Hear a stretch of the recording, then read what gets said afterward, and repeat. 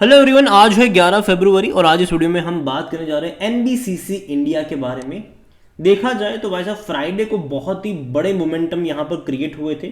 155 रुपए से लगातार गिरकर 140 पे गया था ये, लेकिन उसके बाद रिकवरी लौटी ज़रूर और 148 पे ये क्लोज हुआ। 3% का डिक्लाइन फिर भी रहा, लेकिन मॉर्निंग में बहुत बड़ी गिरावट थी। हालांकि देखा जाए तो एक महीने में खूब पैसा अभी भी बना है।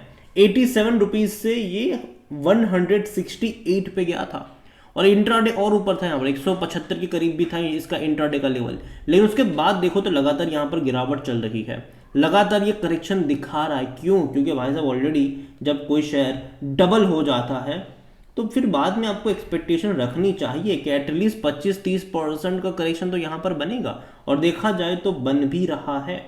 और 2 दिन बाद बड़ा धमाका यहाँ पर होने वाला है, उसके बारे में भी हम बात करेंगे। लेकिन उससे पहले अगर आपने अभी तक चैनल को सब्सक्राइब नहीं किया है तो प्लीज़ अभी इसे सब्सक्राइब कर लीजिए, क्योंकि आगे भी बहुत सारे वीडियोस हैं जो वो काफ़ी ज़्यादा हेल्प करेंगे। तो तेज़ी अभी भी देखो, गिरावट आने के बावजूद अभी भी 61% का ग्रोथ तो है यहाँ पर। एक साल में खूब पैसा बना है, 327% का ग्रोथ है।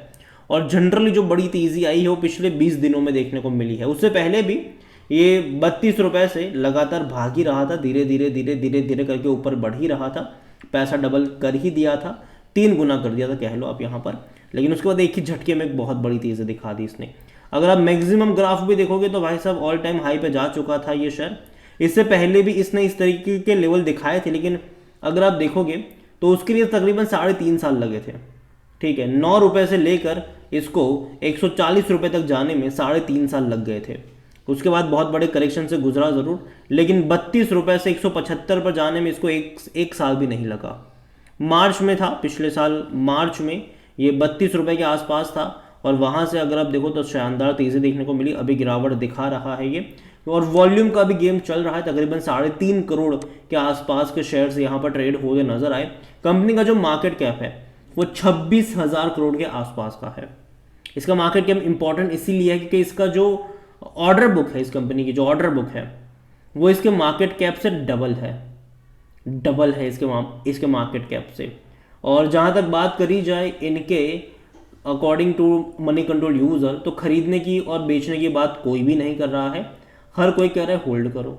यहाँ पर अगर आप नज़र करोगे इनके नंबर्स को लेकर तो वो आने वाले हैं 13 फरवरी को। तो मैंने कहा 2 दिन बाद धमाका होगा, तो वो यही है। आज 11 तारीख हुई है, 2 दिनों बाद इनके क्वार्टरली रिजल्ट्स आने वाले हैं और वो बहुत ज़्यादा इंपॉर्टेंट रोल प्ले करेंगे। क्योंकि देखो शेयर तो डबल हुआ है, ठीक है। इवन अगर आप देखो तो 3 गुना 300% से भी ज़्यादा का ग्रोथ इसने पिछले एक साल में दिखाया है। तो क्या profit wise, revenue wise growth आया है कि नहीं, वो देखना इंटरेस्टिंग होगा यहाँ पर। अगर बात करी जाए इनके क्वार्टरली नंबर्स को लेकर तो लास्ट क्वार्टर के सितंबर के एवरेज नंबर थे, कोई ग्रोथ नहीं था 22-23 के मुकाबले। शेयर भागे जा रहा है। प्रॉफिट अगर आप देखोगे यहाँ पर तो ग्रोथ नहीं था, भागे जा रहा है शेयर फिर भी। तो अभी दिसंबर के नंबर देखने रहेंगे कि वो किस तरीके से आते हैं, और अच्छे आए से मैं उम्मीद करता हूँ। देखो जैसे कि मैंने स्टार्टिंग में ही कहा कि इसका जो मार्केट कैप है वो 26,000 करोड़ के आसपास का है, लेकिन इसकी जो ऑर्डर बुक है अगर आप देखोगे तो 1 नवंबर 2023 के टाइम पर इसकी जो ऑर्डर बुक थी वो 55,300 करोड़ के आसपास की इसकी ऑर्डर बुक थी, जो कि देखा जाए तो मार्केट कैप से डबल है ऑलमोस्ट। और ये नवंबर 2023 की बात है, अभी और बढ़ चुकी है इनकी ऑर्डर बुक। यहाँ पर अगर आप देखोगे तो फाइनेंशियल स्टैंडिंग अगर आप देखोगे तो कई सारे प्रोजेक्ट इनको मिल भी रहे हैं। इतना ही नहीं, NBCC has secured substantial contract specifically for border fencing work. और देखो इंडिया की बॉर्डर, जाहिर सी बात है उनके लिए खर्चा लगता भी है। तो यहाँ पर 2 बॉर्डर फेंसिंग का भी इनको ऑर्डर मिला है। एक जो बॉर्डर फेंसिंग जो प्रोजेक्ट है वो दम्पा टाइगर रिजर्व में है, जो कि मिजोरम में है, और दूसरा जो इंडो पाक बॉर्डर फेंसिंग जो है वो गुजरात में है।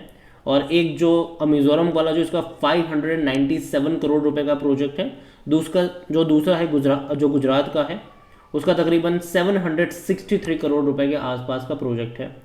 और देखा जाए तो अभी पिछले 2-3 महीनों में और बड़े प्रोजेक्ट इनको मिले हैं, तकरीबन 1,500 करोड़ के आसपास की ऑर्डर बुक है वो।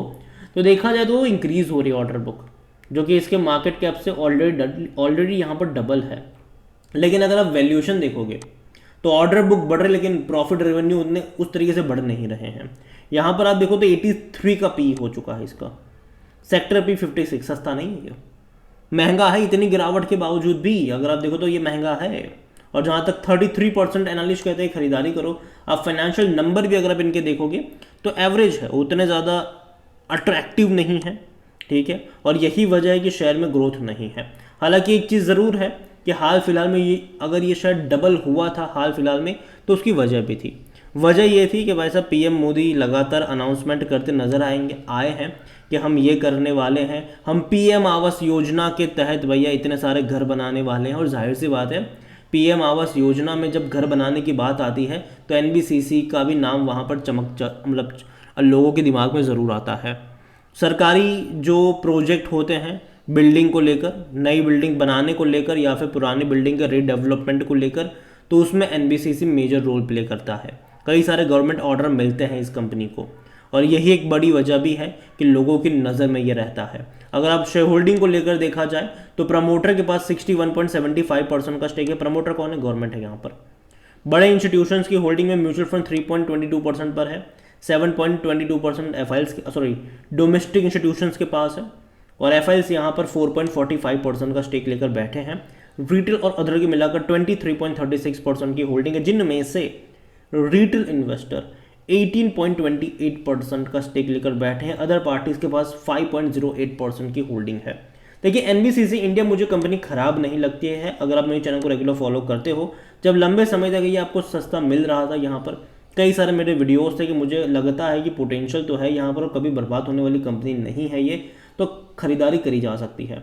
लेकिन देखो लंबे समय से अगर आप देखोगे तो बहुत बड़ी तेज़ी से इसने पकड़ ली है अभी कुछ टाइम में। तो ये जिस लेवल पे बैठा है ना, यहाँ पे मुझे लगता है कि रिस्क बहुत ज़्यादा है, रिवॉर्ड के नाम पे बहुत कुछ है नहीं यहाँ पर। और यही वजह है कि मैं एटलीस्ट अभी से दूरी बनाना पसंद करूँगा।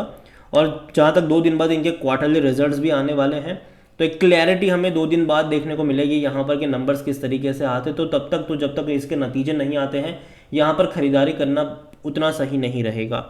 और जहाँ तक बात आती है कि वैल्यूएशन को लेकर भी, तो महंगे वैल्यूएशन के ऊपर ये मिल रहा है।